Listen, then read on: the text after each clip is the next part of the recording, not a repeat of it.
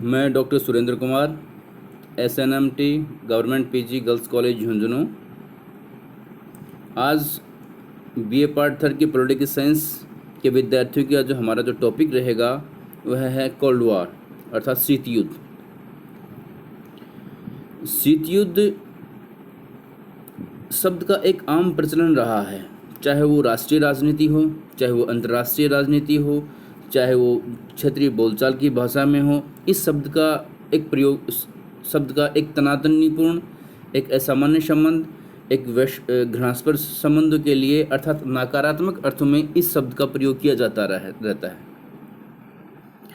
अंतर्राष्ट्रीय राजनीति के विद्यार्थी होने के नाते हमारा दायित्व है कि हम इस शब्द और इस शब्द से जुड़े हुए तमाम पहलुओं का एक आलोचनात्मक विश्लेषण प्रस्तुत करें।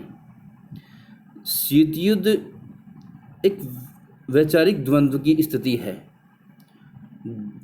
जो द्वितीय विश्व युद्ध के बाद दो महाशक्तियों, एक USSA और दूसरी USSR, तथा दो विचारधाराओं, एक साम्यवाद तथा दूसरी पूंजीवाद, तथा दो सैनिक संगठनों, एक नाटो एवं दूसरा वार्सा के मध्य देखी जा सकती है। तो शीत युद्ध वास्तव में एक द्वंद्वपूर्ण स्थिति थी जो दो देशों के मध्य, दो विचारधाराओं के मध्य, दो सैनिक संगठनों के मध्य चल रही थी। शीत युद्ध शब्द का सबसे पहले प्रयोग बर्नार्ड ब्रूचा नामक विद्वान ने किया था। फ्रांस के पत्रकार वॉल्टर लिपमैन ने कोल्ड वॉर नामक शीर्षक से अपनी एक पुस्तक लिखी और इस पुस्तक के द्वारा उन्होंने शीत युद्ध शब्द का अंतर्राष्ट्रीय स्तर पर प्रख्यापित किया। अंतर्राष्ट्रीय स्तर पर इसका जो प्रचलन हुआ, इसकी स्पष्ट व्याख्या प्रस्तुत करने का श्रेय वॉल्टर लिपमैन को जाता है और जिसमें उनकी पुस्तक कोल्ड वॉर का बहुत ही महत्वपूर्ण योगदान रहा है। अमेरिकी विदेश सचिव जॉन फॉस्टर डलेस ने शीत युद्ध को ब्रिंकमैनशिप के रूप में परिभाषित किया गया है, अर्थात कगारवाद। कगारवाद की इस स्थिति को उन्होंने सामान्य बोलचाल की भाषा में पंजा लड़ाने की स्थिति के रूप में देखा है, जिसमें एक महाशक्ति अपनी पूरी ताकत को दूसरी महाशक्ति को नीचा दिखाने में लगा के रखती है। शीत युद्ध, ऐसे में शीत युद्ध यहाँ एक हमने पदबंध यूज़ किया गया है ब्रिंकमैनशिप। तो विद्यार्थी इसको नोट करें। ब्रिंकमैनशिप का मतलब होता है कगारवाद। कगारवाद अर्थात कि संबंधों का इतना तनावपूर्ण हो जाना कि कभी भी उन दोनों के मध्य संघर्ष और युद्ध का विस्फोट हो सकता है। ये ब्रिंकमैनशिप कहलाती है। अब शीत युद्ध की उत्पत्ति की बात करें तो हम देखते हैं कि शीत युद्ध की उत्पत्ति कहाँ से हुई, कहाँ से शुरू हुई। तो शीत युद्ध की उत्पत्ति को लेकर विद्वानों में मतभेद है। शीत युद्ध की उत्पत्ति को लेकर दो विचार प्रचलित हैं। पहले विचार के समर्थक हैं आंद्रे फोंटेन और हॉल। इस प्रथम मत के समर्थक विद्वानों फोंटेन और हॉल का मानना है कि शीत युद्ध का प्रारंभ बोल्शेविक क्रांति के साथ ही हो जाता है। रूस में नवंबर 1917 के अंदर साम्यवाद की स्थापना को लेकर एक क्रांति होती है जिसे बोल्शेविक क्रांति कहा जाता है और यहीं से दुनिया के अंदर, इसी क्रांति के बाद दुनिया के अंदर साम्यवाद का प्रचार प्रारंभ होता है। तो इसलिए पहले मत के जो समर्थक हैं उनका मानना है कि बोल्शेविक क्रांति के साथ ही शीत युद्ध का आरंभ हो चुका था। इस मत के अनुसार शीत युद्ध की शुरुआत 1917 की बोल्शेविक क्रांति से हो गई थी और इसके पक्ष में वो निम्नलिखित तर्क प्रस्तुत करते हैं। नंबर 1, बोल्शेविक क्रांति के बाद लंबे समय तक यूनाइटेड किंगडम और यूनाइटेड स्टेट्स ऑफ अमेरिका ने रूस के साथ किसी भी प्रकार के कूटनीतिक संबंध स्थापित नहीं किए।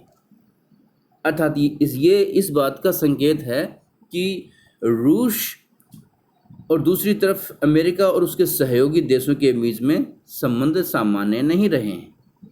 दूसरा, सेकेंड वर्ल्ड वॉर के बाद अमेरिका एवं सोवियत संघ का एक गुट में शामिल होना उनकी मजबूरी था। उनके बीच कोई साझा समझ या कोई ऐसा कोई एक कॉमन प्रोग्राम नहीं था जिसके आधार पर वो युद्ध में सम्मिलित हुए थे, बल्कि दोनों सम्मिलित हुए थे अपने अपने हितों के मद्देनज़र। दोनों की एक मजबूरी थी। युद्ध के काल में भी दोनों के बीच मतभेद निरंतर बने रहे। इसके कुछ एग्जाम्पल हम देख सकते हैं। द्वितीय मोर्चे के प्रश्न को लेकर दोनों ही देशों के बीच में मतभेद रहे काफ़ी, और द्वितीय मोर्चे को लेकर काफ़ी एक दूसरे के प्रति काफ़ी तल्खी भरे रवैया को दोनों देशों ने अपनाया। अमेरिका द्वारा युद्ध के काल में ही, युद्ध के दौरान ही परमाणु बम का आविष्कार किया गया, लेकिन इसकी तनिक भी जानकारी, रत्ती भर भी जानकारी सोवियत संघ और उसके सहयोगी देशों को नहीं मिली, जिसको सोवियत संघ ने एक प्रकार से विश्वासघात माना। तीसरा, यूनान में सेना हटाने को लेकर सोवियत संघ ने स्पष्ट रूप से मना कर दिया। इसको लेके अमेरिकी गुट भी सोवियत संघ से नाराज हुआ।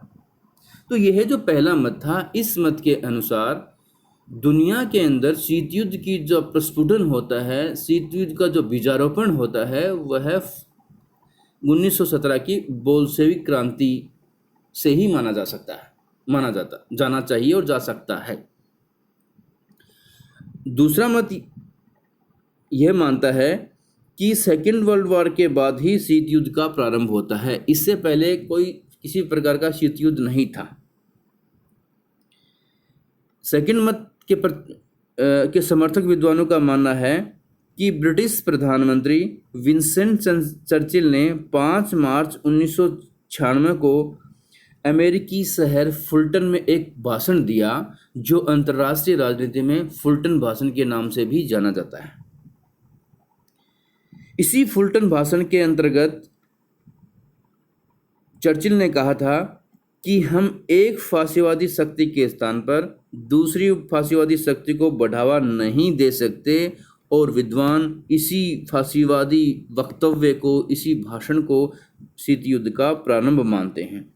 अतः साम्यवादी लौह आवरण के विरुद्ध एंग्लो अमेरिकन सेक्शन की आवश्यकता है। ये जो दूसरा जो स्टेटमेंट है, ये एक प्रकार के ध्रुवीकरण की ओर ले जा रहा है। अर्थात विंस्टन चर्चिल ने स्पष्ट रूप से कहा कि दुनिया के अंदर जो फासीवाद था उसके लिए हम लड़े, उसके लिए हम लड़ रहे हैं, लेकिन उसके स्थान पर अगर कोई दूसरी फासीवादी शक्ति आ रही है तो वो किसी भी प्रकार से अंतर्राष्ट्रीय व्यवस्था और विश्व समुदाय के लिए लाभदायक नहीं है। तो इसलिए ये जो नया जो फासीवाद आ रहा है, नया फासीवाद, उन्होंने साम्यवाद की तरफ ही एक संकेत किया था, तो उसके विरुद्ध एक एंग्लो अमेरिकी सेक्शन की आवश्यकता है। अर्थात अमेरिका और यूनाइटेड किंगडम को मिलकर काम करने की आवश्यकता इसमें बताई। निष्कर्ष रूप से हम कह सकते हैं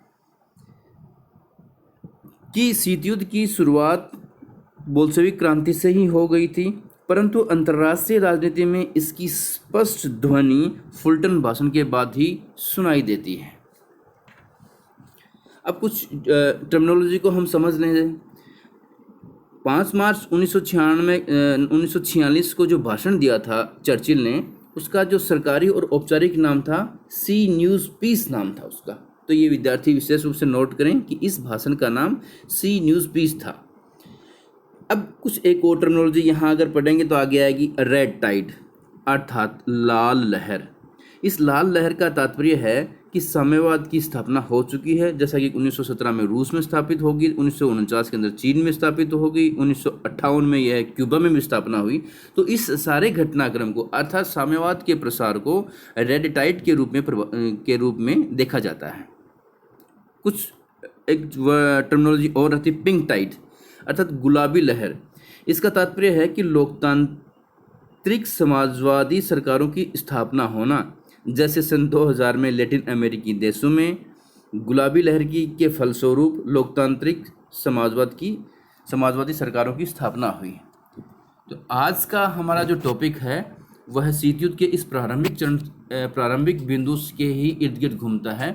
नेक्स्ट में हम इसको नेक्स्ट अध्ययन में टॉपिक में हम नेक्स्ट लेक्चर में इसको हम विस्तार से व्याख्या करेंगे।